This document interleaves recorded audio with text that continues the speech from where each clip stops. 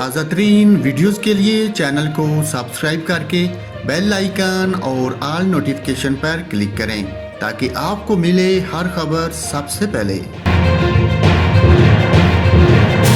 اور محکمہ موسمیات نے رواں ہفتے کے دوران کراچی سمیت ملک بھر میں بارشوں کی پیش گوئی کر دی۔